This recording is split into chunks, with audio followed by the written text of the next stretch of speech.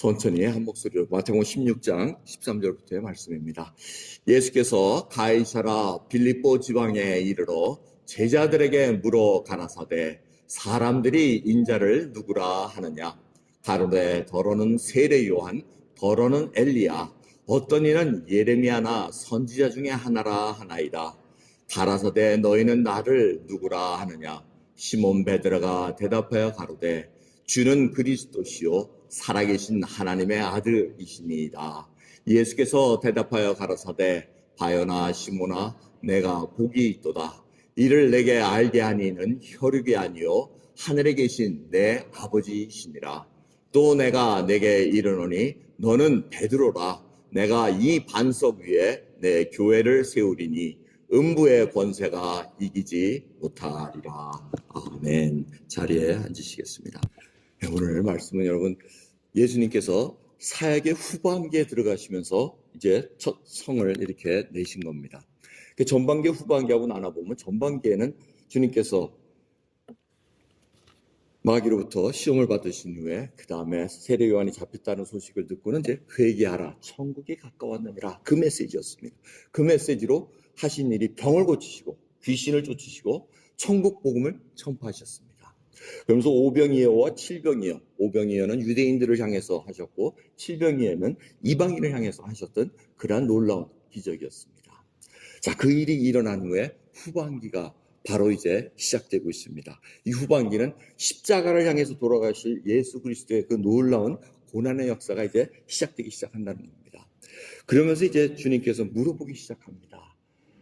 도대체 사람들이 나를 누구라 하느냐 하고 묻습니다. 그럴 때 사람들이 대답하기를 세례 요한이라기도 합니다. 엘리야라고도 합니다.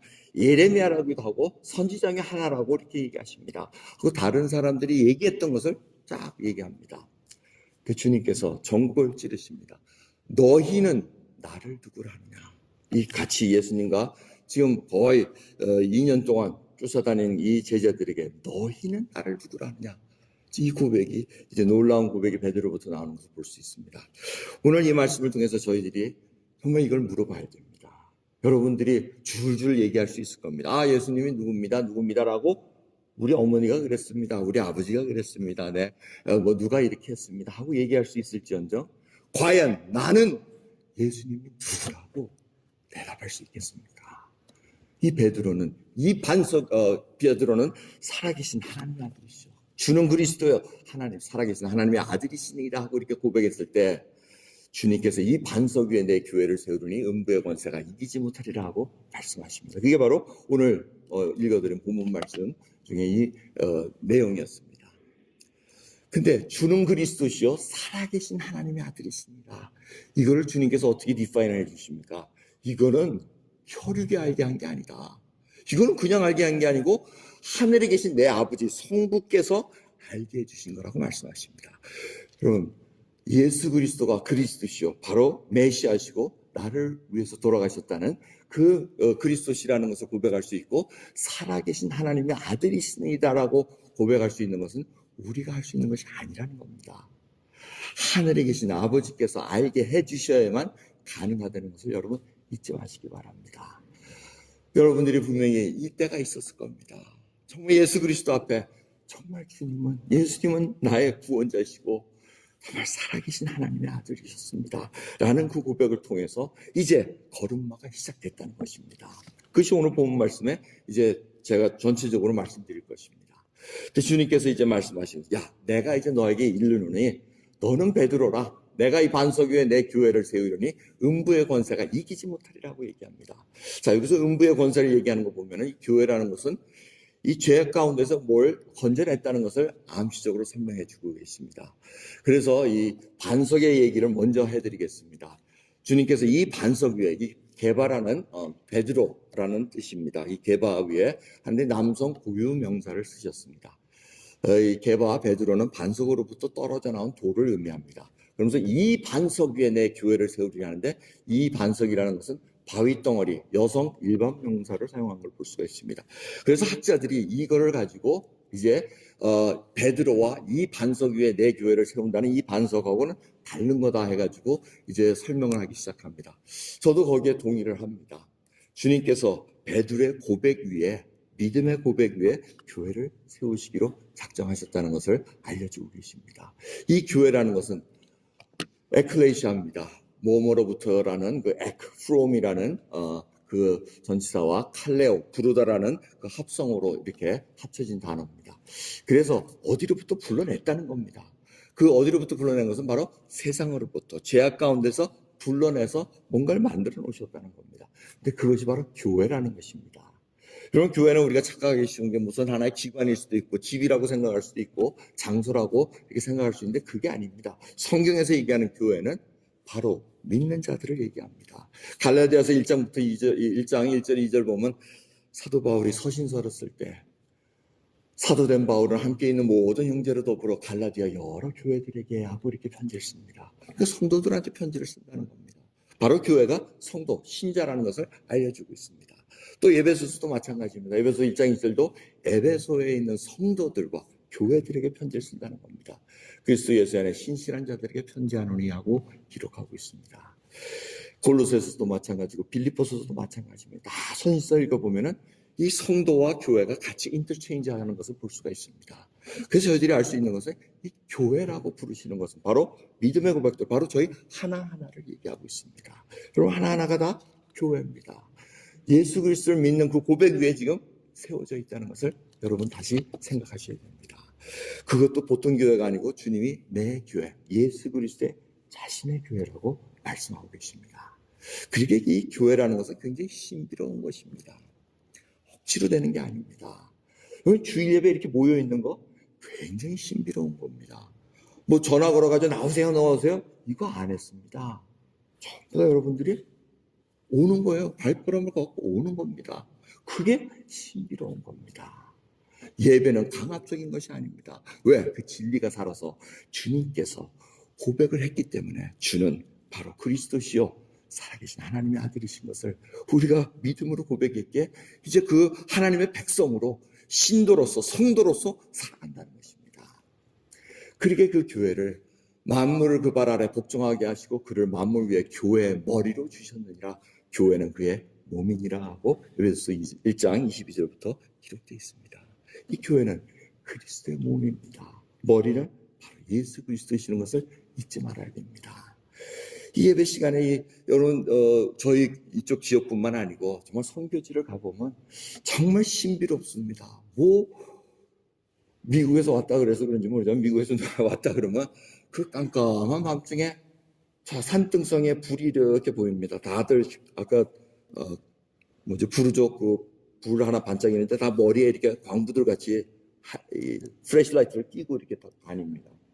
그걸 찾아다니면 반딧불이 반짝반짝하듯이 그 산등성이를 타고 그 높은 교회 똥똥트리에 이렇게 올라오고 하는 그 모습을 보면은 참 신비로운 겁니다. 하나님께서 이 백성들을 산지 곳곳에 흩어놓으셨다가 또 모이게 하시고 또 그 속에서 하나님의 은혜를 받게 하는 그 일들을 하나님이 역사하셔야지만 가능하다는 겁니다.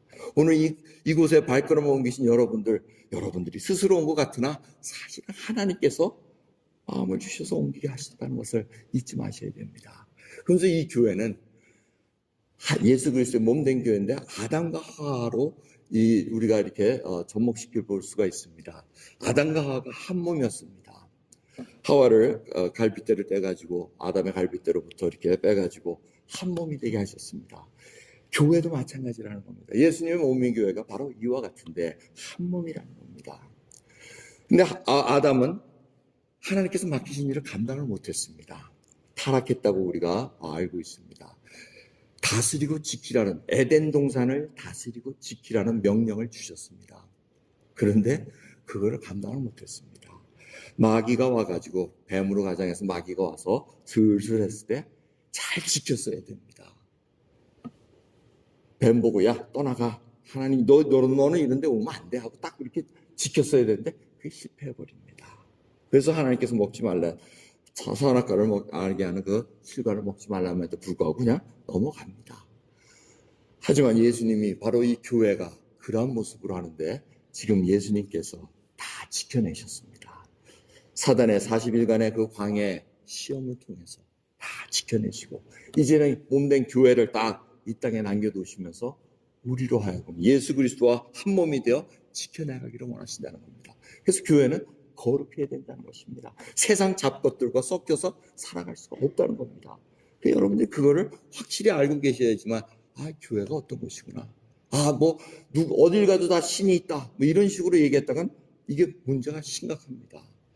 하나님 앞에 참신과 거짓신이 지금 싸우는 것이 어디로 나옵니까? 예레미야를 보시면 전부 다 예레미야가 하나님께서 얘기하시는 말씀들이 다 거기에 나와 있습니다. 중요한 거는 음부의 권세가 이기지 못한다는 겁니다. 그 이유는 뭡니까? 하나님께서 이미 예수 그리스도를 통해서 죄악의 권세를 이겨놓으셨기에 이제는 더 이상 죄악이 이 교회를 흔들릴 수 없다는 겁니다. 사단의 통치에 있던 것을 이제는 하나님의 통치로 바꿔놓으셨다는 것입니다. 그게 바로 교회입니다. 우리는 이 땅에 사는 동안 하나님의 몸된 교회로 살아갑니다. 성도라는 그 타이틀을 가지고 주님께서 내 죄를 다 사해 주시고 이제는 하나님과 함께 더불어 산다는 놀라운 은혜 속에 살아간다는 것입니다. 그럼 이 고백은 누구나 할 수 있는 것이 아니라고 말씀드렸습니다. 마귀도 사단도 그리고 귀신도 다 고백합니다. 당신은 살아계신 하나님의 아들입니다. 하나님의 종입니다. 이렇게 다 알았지 않습니까? 근데 고백은 안 했습니다. 당신이 바로 나의 구원자이십니다. 이 고백을 안 했기에 귀신은 그냥 계속해서 귀신을 있을 수밖에 없었다는 겁니다. 그러면 저희들이 하나님의 그 자녀가 되고 하나님의 백성이 되어 정말 놀라운 신분의 변화로 하나님의 의로 이제는 살아갑니다.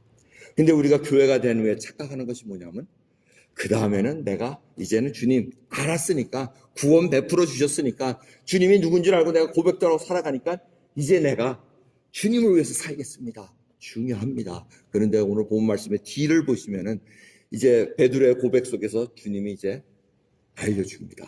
이제 내가 십자가에 못 박혀 죽어야 된다.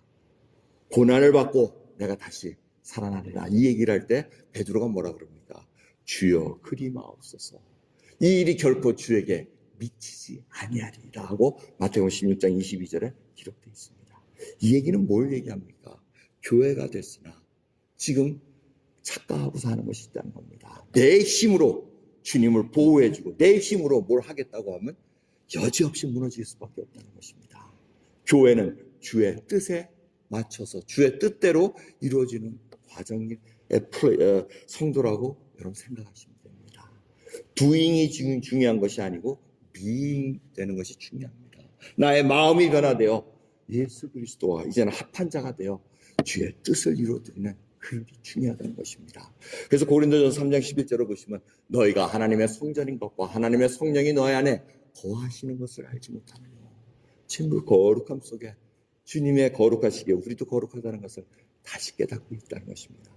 우리가 예수 그리스도를 믿은 후에 얼마나 많은 착각과 실수 속에 살아갑니까? 저도 그 중에 하나였습니다. 예수 그리스도를 정말 만나고 보니 얼마나 감사한지 그 다음에는 나의 의로 열심히 합니다. 열심히 해봤더니 그게 아니더라고요. 그걸 알고 보서는 주님 앞에 완전히 꿇어엎드려질 수밖에 없었습니다.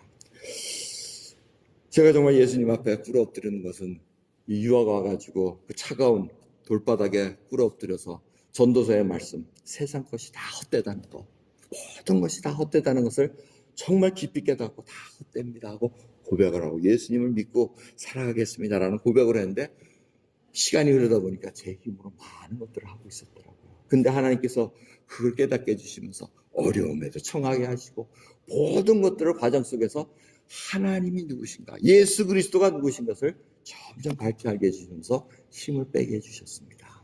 그것이 바로 지금 저의 모습입니다. 여러분 보시기에는 아직도 저 신목사 아직 힘 빼야 돼 이런 거 하시지만 과정이라는 거 여러분 이해해 주시기 바랍니다. 하지만 교회는 주님이 머리십니다. 우리가 지금 우리의 뜻대로 뭘 하려고 했다가는 하나님께서는 그거 여지없이 무너뜨릴 수밖에 없습니다. 그러기에 여러분 잘 생각해 보십시오. 내가 주님을 믿은 후에 뭘 열심히 했던 거 그게 과연 하나님의 뜻대로 했던가? 마태복음 7장 24절부터 보면 이 말씀을 하십니다. 누구든지 그 전 얘기 보면은 주여 주여 하는 자마다 다 천국에 들어가는 것이 아니라고 얘기합니다. 내가 주님의 말씀으로 주의 이름을 의지해서 선지자 노릇하고 귀신을 쫓아냈는데 왜 저를 모른다고 하십니까? 하고 얘기했을 때 누구든지 나의 이 말을 듣고 행하는 자는 그 집을 반석 위에 지은 지혜로운 사람 같으니 비가 내리고 창수가 나고 바람이 불어 그 집에 부딪히되 무너지지 아니하나니 이는 주초를 반석 위에 놓은 연고요 하고 얘기합니다. 주여 주여 하는 자마다 다 천국에 들어가는 것이 아니라 아버지의 뜻대로 행하는 자마다 들어간다고 얘기했습니다. 그럼 오늘 이 본문 말씀 마태복음 7장 24절 주초를 반석 위에 놓은 연고, 어디에 집을 지었느냐가 중요한 것이 어떤 집을 지었느냐는 것이 중요한 것이 아니라는 걸 여러분 기억하시기 바랍니다. 많은 사람들이 내가 어떤 집을 지었나 여기에 관심이 많습니다. 내가 뭐 이걸 했습니다. 교회 100개를 지었습니다. 내가 성경 일독 100번 했습니다. 금식 40일 금식 10번 했습니다. 이 행한 거 가지고 지금 좋은 집을 지었다고 착각하기 쉽습니다. 근데 과연 그것이 하나님께서 원하시는 거였느냐? 정말 그것이 주초 위에 예수 그리스도의 반석 위에 세워가지고 세운 그러한 공적인가?